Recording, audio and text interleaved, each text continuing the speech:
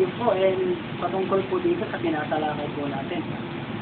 Nandito pa rin po tayo sa tauhid, sa kaisahan ng Allah Subhanahu wa Ta'ala. So, alhamdulillah, karagdagan din po sa ating tinatalakay ngayon pagdating po rito.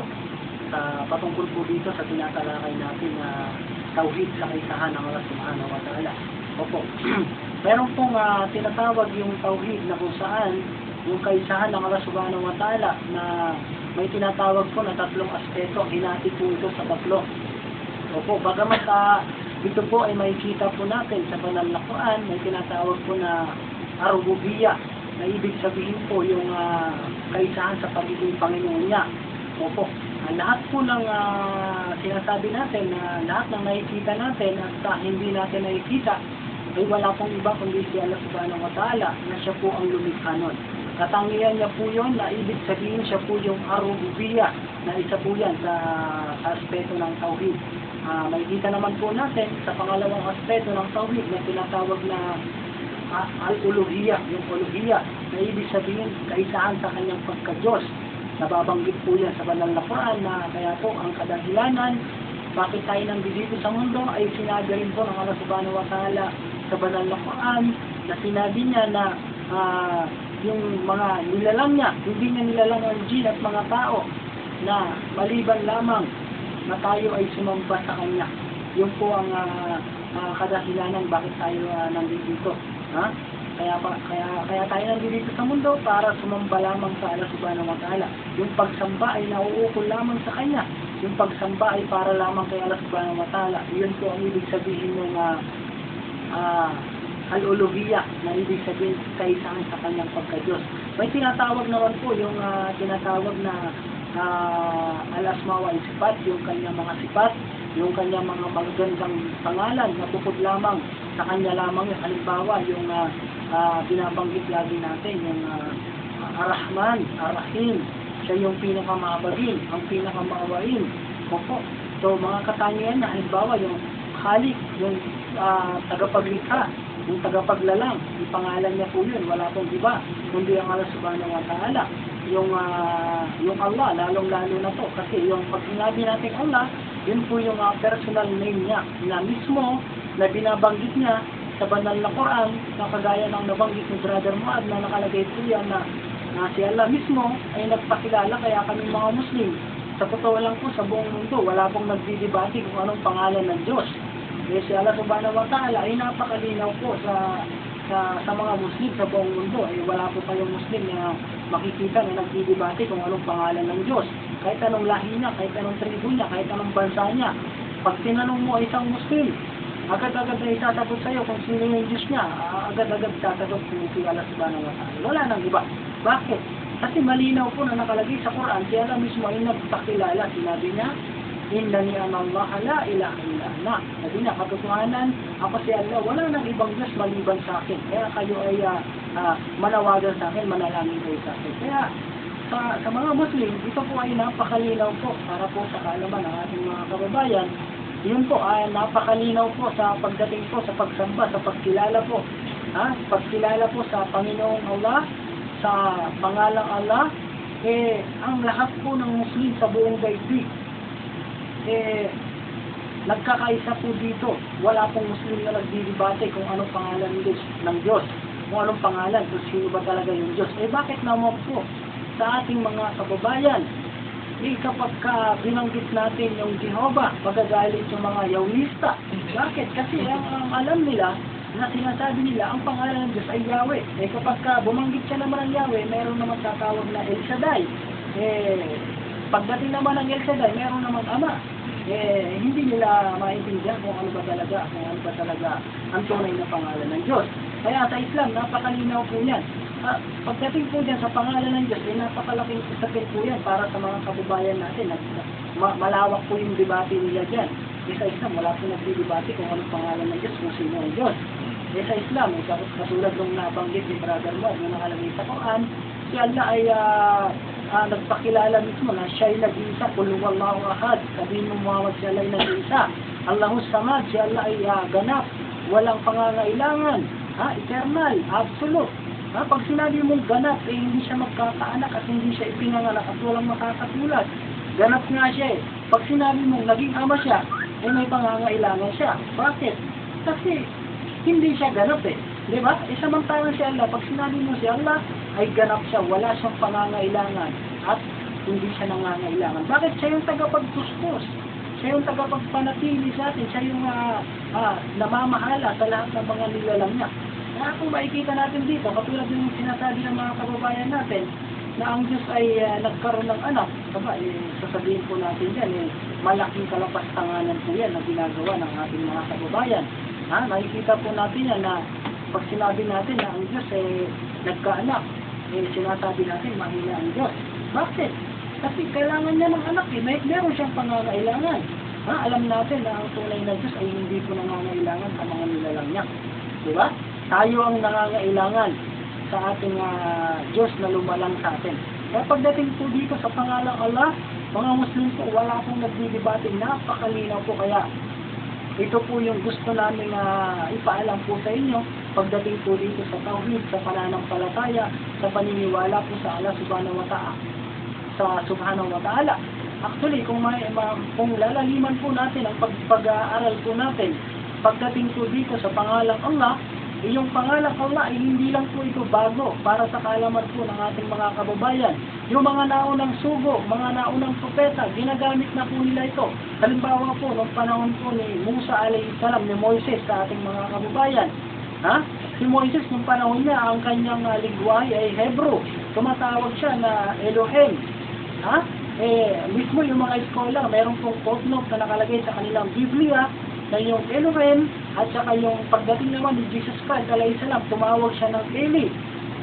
Eloy, Eli. Na ang ibig sabihin doon, yung Eli at saka yung Elohim, ay iisa po yun, isang Diyos po yun. Kung dumating naman ang Propeta Muhammad sallallahu alaihi wasallam, nagpakilala ang alam na kung saan nababasa sa banal na Quran, Allah ang kanyang pangalan. So, ang pinagkaiba lamang po dito, para sa kaalaman po ng mga kababayan natin, ang pinagkaiba lang po dito ay yung lingwahe na kanilang ginagamit. At samantalang yung panahon ni Moises ay Hebrew.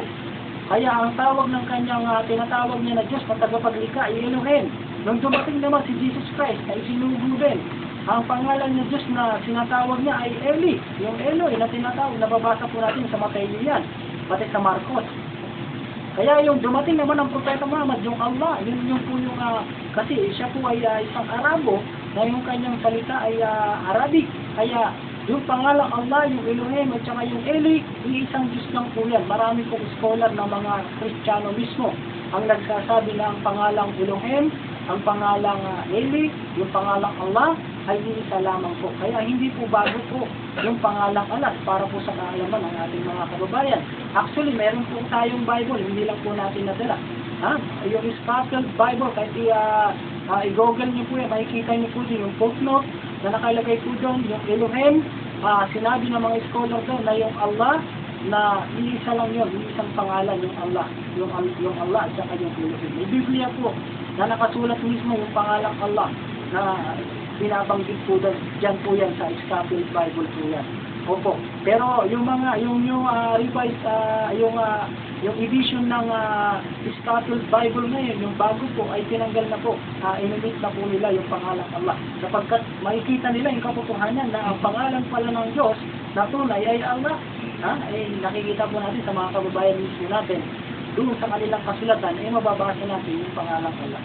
So, hindi po sila po pwedeng hindi sila po pwedeng tumanggit pagdating sa katotohanan. Katulad halimbawa, yung ama, hindi po tayo po pwedeng tumawag ng ama. Sapagkat ito po ay malaking kasalanan na shirk po ang, hindi lang basta-bastang shirk ito, shirk akbar ito. Ibig sabihin, ito yung pinakamalaking kasalanan na hindi papatawarin ng Allah subhanahu wa ta'ala. Na sinasabi mo, ang Diyos ay nagkaroon ng anak at si Diyos ay ama. Meron siyang kasarian, hindi wala pang nakakita sa kanya.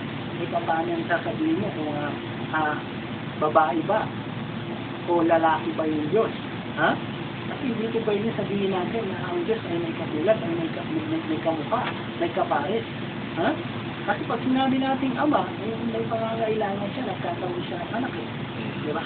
Si Allah subhanahu wa ta'ala po ay ganap po yan. Opo, so yun po mga kapatid po. Pagdating po dyan, tatawid po si Allah subhanahu wa ta'ala. Yan po yung Panginoon na kung saan tagapaglikha. Wala siyang kasama sa kanyang pagpaglikha niya. Wala siyang katulong. Siya lang po mag-isa. Bakit? Kapag siya po ay maglalalang, magsasalita lamang siya ng kun fayakun. Mangyayari niya at mangyayari yung kanyang gugustuhin. Hindi niya kailangan ng tagapamagitan. Ano man yung mga panalangin ng ating mga kababayan, lahat ng mga tao, pati hindi lamang po mga tao, hindi natin alam yung mga hayop na nanalangin din yan. Lahat ng Muslim na nilikha ng Allah subhanahu wa ta'ala, nananalangin po yan. Kaya sabi ng Allah sa banal na Quran, na sinasabi niya doon, dahil sa kamiklisayin, wa huwa sami. Sami, ibig sabihin yung sami na siya yung nakakarinig. Sami'ul basir, yung siya yung nakakakita ng lahat. Alam niya, maging nandun man sa kailaliman, maglakbay ka man doon sa kailaliman ng pitong bahagdan ng mundo na to, sa kailaliman, makikita ka pa rin ng Allah subhanahu wa ta'ala. Bakit siya yung nakakaalam at nakakakita ng lahat? Maging yung itim na langgam ay gumagapang doon sa itim na bato, ilagay doon sa pinakailaliman, makikita pa rin ng Allah subhanahu wa ta'ala. Siya yung nakakaalam ng lahat. Lahat na mangyayari. Lahat. Kaya, yun po ang Allah subhanahu wa ta'ala. Hindi po siya napapagod. Hindi po siya nangangailangan. Hindi siya natutulog. Yun po si Allah subhanahu wa ta'ala. At alam niya lahat. Maging sa mangyayari pa, hindi pang mangyayari, alam niya na yun. Kaya nakakalungkot isipin, nababasa natin sa Biblia, ang Diyos nagpahinga. Hindi po katangian ng Diyos yan, nagpapahinga po yan. Pagka nagpahinga yung Diyos, hindi po Diyos yan. Kaya dapat lang natawagin yung kamay. Bakit? Kapagkat nagpapahinga kasi lalaki niya ay may pangangailangan. Diba? Pagkatapos na natutulog pa. Kaya anong klaseng Diyos yan? Pagka sabihin natin natutulog. Halimbawa, nananalangin ka, dalangin ka ng dalangin. Kaya tama yung mga sinasabi ng mga kupar na sila ay dalangin ng dalangin. Hindi sila pinapakinggan ng Diyos. Bakit? Paano nga naman maririnig yung natutulog? Diba? Ito ba na lang? Mag-isip po kayo. Kung gusto nyo, naghahanap kayo ng tunay na Diyos na bibinggin ang inyong mga panalangin, na ang Diyos ay hindi napapagod, ang Diyos ay hindi nagkaanak, sambahin nyo ang Allah subhanahu wa ta'ala. Yun ang tunay na Diyos na hinahanap nyo. Hindi natutulog, hindi napapagod, hindi ipinanganak, walang pangangailangan. Siya yung nakakarinig ng lahat ng mga panalangin natin. Yun po si Allah subhanahu wa ta'ala. Yun po yung hinahanap nyo. Kung naghahanap kayo ng tunay na Diyos, wala pong iba. Dito po, wala na pong iba si Allah subhanahu wa ta'ala po yun. Kaya yun po mga kababayan po natin, pagdating po dito sa kaisahan, sa tawhid ng Allah subhanahu wa ta'ala, ay napakalawak po ito. Paakyaw lamang po yung binibigay namin sa inyo. Para lang sa ganon, ay tayo pong mga lahat na mga tinatawag natin, yung binanggit ng brother mo, yung Hudyo, yung Kristiyano, yung Muslim, isa po ang paniniwala natin na mayroong Diyos po, na mayroong tagapaglalang. Ang problema po, pagdating sa konsepto, pagdating sa pagkilala, pagdating sa konsepto po, dito po tayo nagkakalo. Kasi ang konsepto po ng Muslim ay wala pong pangangailangan ng Allah, hindi nagkaanak, hindi ipinanganak, siya ay walang katulad, walang pangangailangan. Samantalang, kahit yung mga Hudyo, sabihin natin si Indra, na sinasabi nila ay anak daw ng Diyos yun. Katulad naman yung mga kababayan natin, itong si Jesus Christ ay anak din ng Diyos. Subhanallah, pagdating po dyan, nagkaiba na po tayo. Kaya yan po ang pagkakaiba. Marami pong pagkakaiba. Pero ang pinupunto po namin dito, ang pagkakaparehas natin, naniniwala tayo na mayroong nag-iisang Diyos na tagapaglalang.